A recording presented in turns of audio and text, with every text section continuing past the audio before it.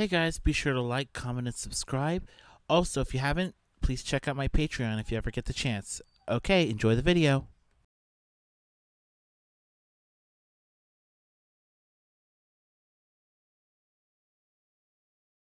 Welcome back, everyone. I hope that you have been anticipating the next installment as much as we have. While this new arrangement with my new recording buddy is a little unorthodox, it's far from the worst conditions. Shall we continue? Very well, my friend. Let's move forward with the plot.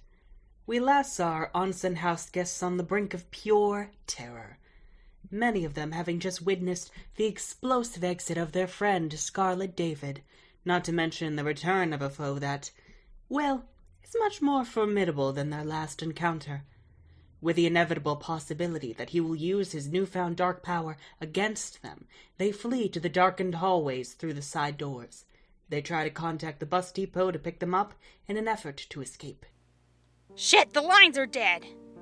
My phone is dead too. Why is this happening to us? Calm down, everyone. Our phones won't work in Japan without a SIM card. Duh. Why is a ghost haunting us? Does anyone recall any encounters we've had with the supernatural? That wasn't the apathy. I have a better question. How did he know where we were to do all of this to us? I think I know how.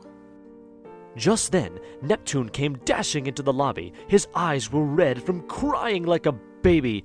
I mean, come on, son. It's just an angsty demonic heckler come back for your souls. Grow a spine, big baby.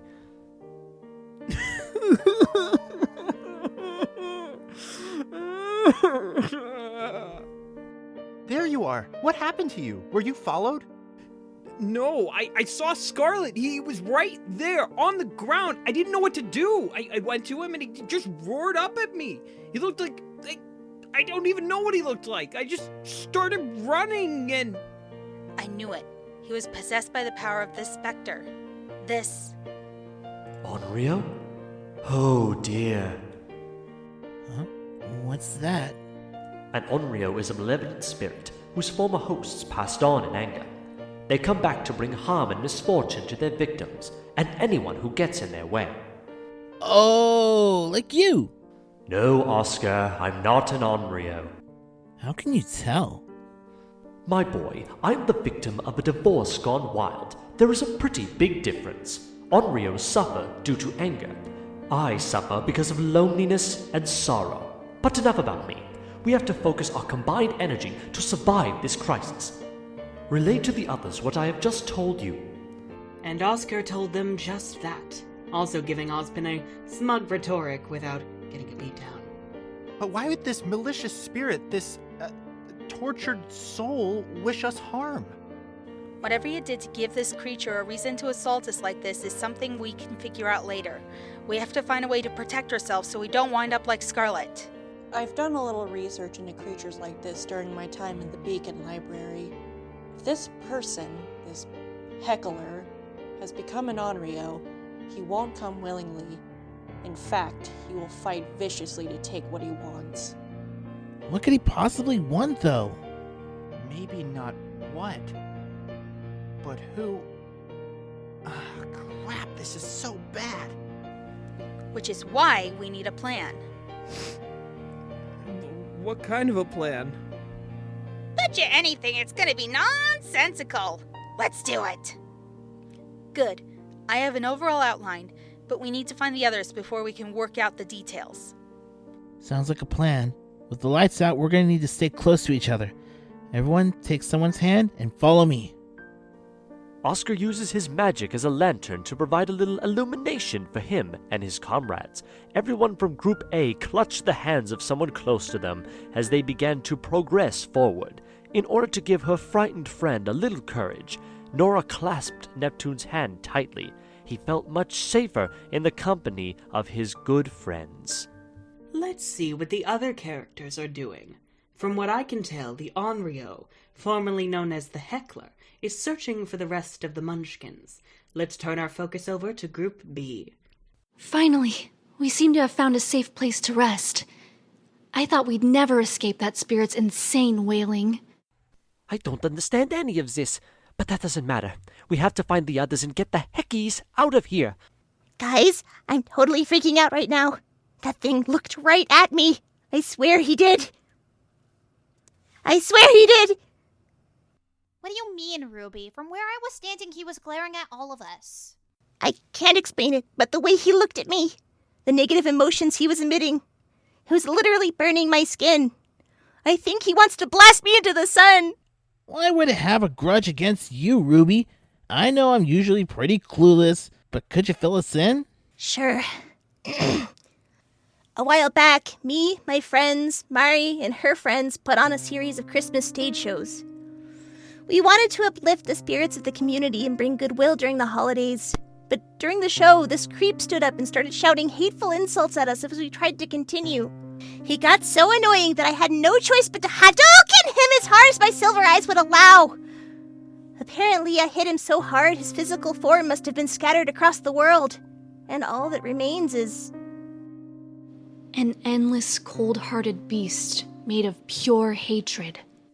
But why did he go after Scarlet? Why target him among all of us? Not that I'm complaining. I don't know. I guess he was just in the wrong place at the wrong time. It's all my fault. No, it's not, Ruby. You had no idea this creep was going to do that to Scarlet. None of us could have guessed that all this insanity would occur.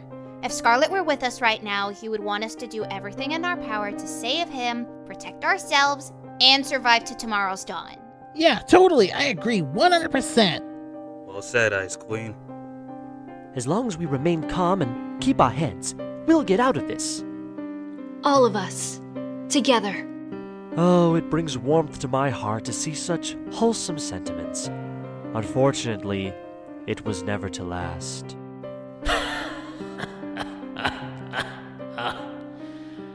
Oh no, he's found us! Nobody panic. Excellent advice. If only you could follow it. Where are you? Show yourself, you noob! Oh dear, that may have been a mistake. A noob. Really?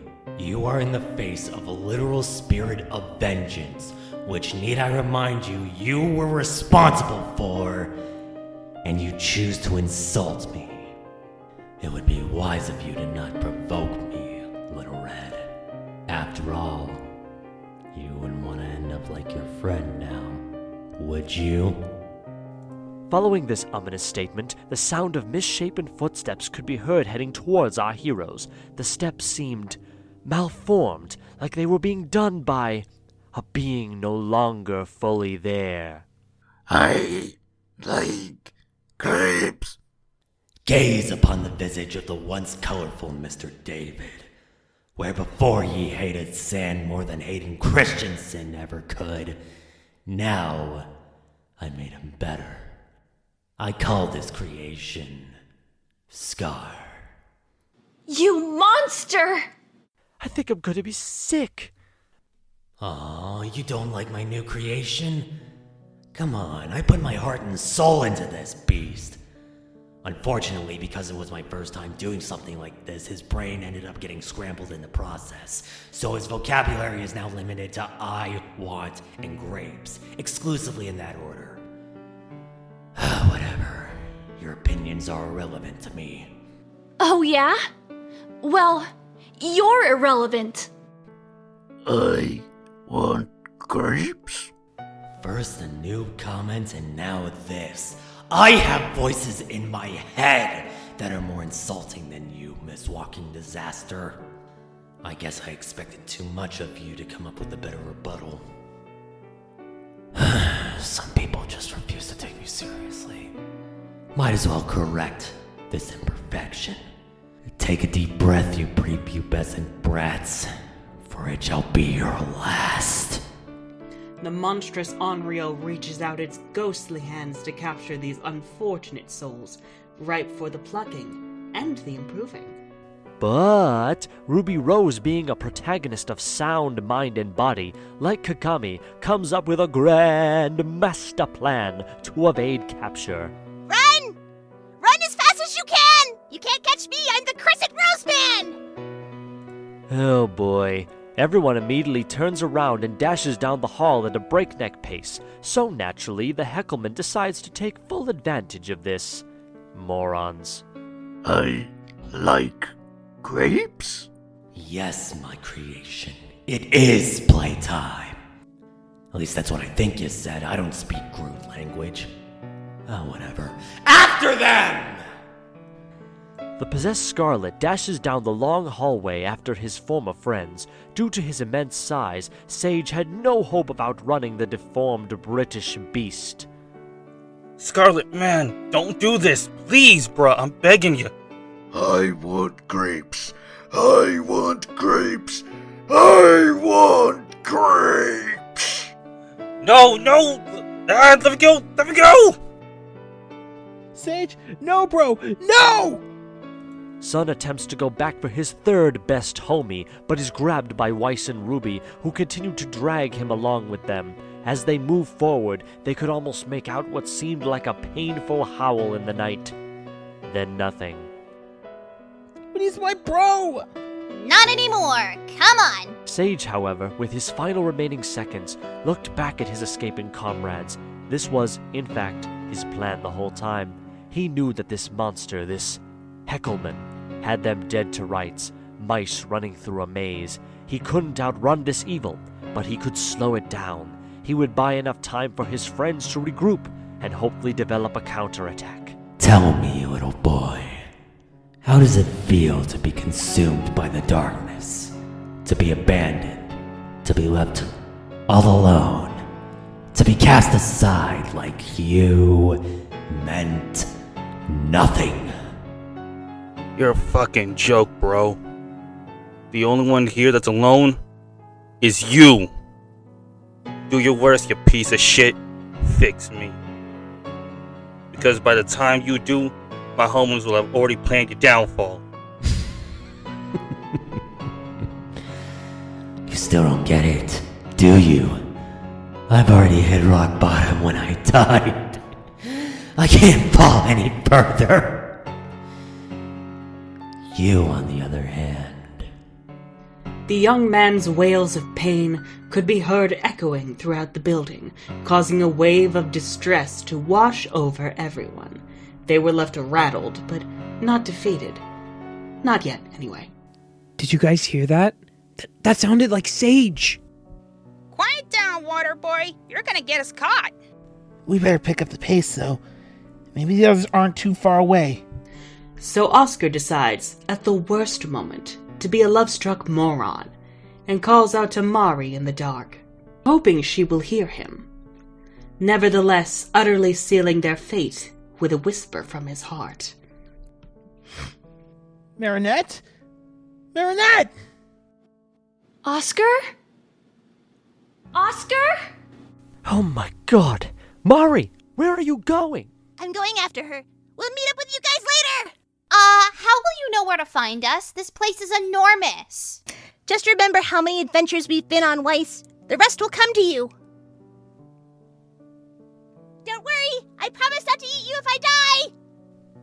With this, RWBY uses her semblance to quickly make her way down the corridor where Mari had parted ways with the group. However, as she made her way closer to the Ladybug, she was bombarded with negative emotions and aspirations. I'll have fun tracking you down to my level. You will amount to nothing. You were a waste of thought. Your friends aren't really your friends. Nothing but a cold-hearted killer. Right as the worst come. You sound like you inhale helium every morning. Your mother would be so disappointed in you. Get out of my head! Leave my brain alone! Never! Never! RWBY loses her focus and crashes into the wall in front of Mari, finally getting her attention. The two girls look at each other and cannot help but laugh a little, despite the moral peril. However, once they regain control of themselves, a tiny voice is heard from far, far away. Mari! Oscar! You're alive!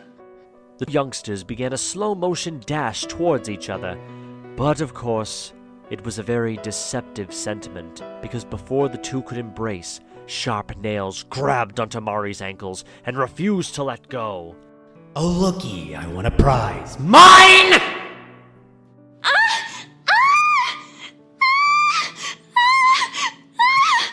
Mari, no! Grab her!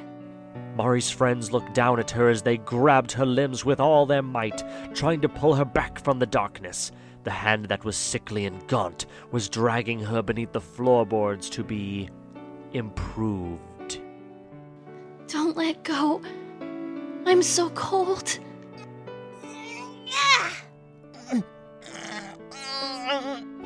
Struggle all you wish. This spotted flea is now mine. Pluck a limb, make a wish. Going down, down, down, straight to hell.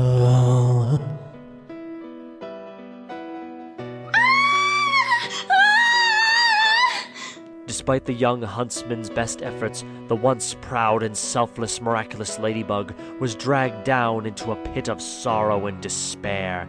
The two of them left completely taken aback. Oscar then began to frantically claw and scratch at the floorboards to try and get her back. Ruby runs to him and attempts to calm him down. Oscar, stop! She's gone! They're long gone. We can't give up on her, Ruby. We have to get her back, no matter what. I swear to you, we'll get her back. We'll get them all back. How are we gonna do that? Because we have something that a big bully like this creep could never hope to have. Friends. Teammates. Amigos. Bros. Homies and sisters. A family. We're gonna show that massive mask-wearing creep that coming back from the dead was the worst mistake of his life. He's gonna feel pretty stupid when he finds out. Finds out what? He's fucking with the wrong family. Oh, I wish I could continue the story to its conclusion, but I'm afraid we have run out of time. Please stay tuned, dear viewers, for as we approach the spookiest time of the year, the thrilling conclusion will be upon us. Thank you for watching, and we'll see you all very soon. Don't you worry, my little puppets. In no time, I shall make you perfect. And soon, no one can stop us. Wait, are those tourists I hear? I'll be right back. I've got to send the survivors a little message.